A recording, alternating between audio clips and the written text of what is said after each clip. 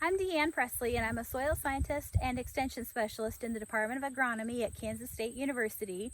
And today I am at the East Central Kansas Experiment Field, which is near the town of Ottawa, Kansas, and it's operated by the Department of Agronomy.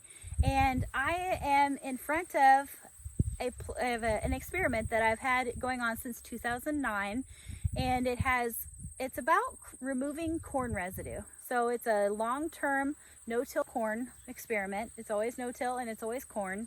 And this will be its 12th growing season. So 2020 is the 12th growing season. And the treatments that it has 3 replications, but it has 5 treatments. The treatments are 0, 25, 50, 75, and 100% removal. So again, 0% removal, that means nothing happens. And 100% removal is all of the crop residue is removed. And I do that by hand. We do that by chopping the stalks, and then I remove it. So I would remove it from 100% of the area for the 100% removal. For the 50% plots, I do the same. I take it off of half of the area of the plot, and then I'll rake it, so I move the residue so it covers the plot for the 50% removal. So that's artificial. That's not how farmers would do it in real life, of course, but for small experiment plot like I have here, it works. And so every year I've been taking soil measurements and also taking yield measurements. So I'm going to show you some slides for that data, but I wanted to bring you to the field to show you what some of the plots themselves look like. I'm in plot 204, which is one of the 100% removal plots.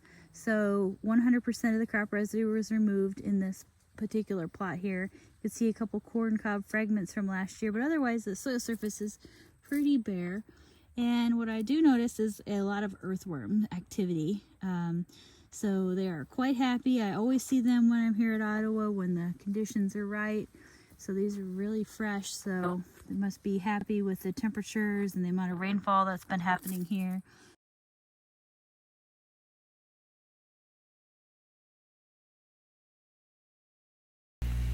Here we have a list of some of the properties that I've been measuring. So it started with yield and soil carbon and bulk density.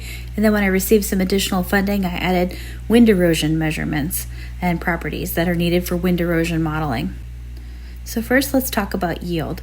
So here you can see that circles are for Ottawa and the squares are for Colby, and you see that there's a big difference between the yields, and that's because it's irrigated. So Ottawa receives a lot more rainfall than Colby does, but Colby is irrigated during the growing season.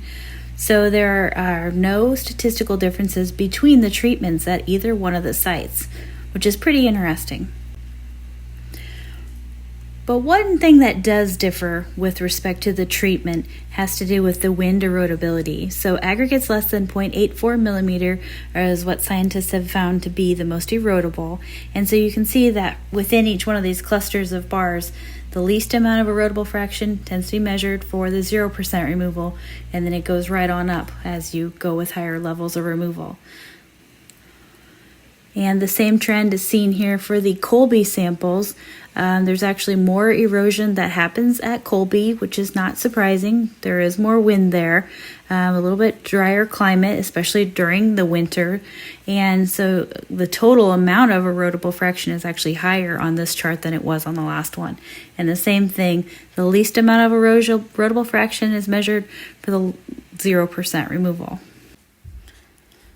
I still have a fair bit of data to work through, and then I also need to take soil samples this fall after I'm done harvesting the 2020 corn crop.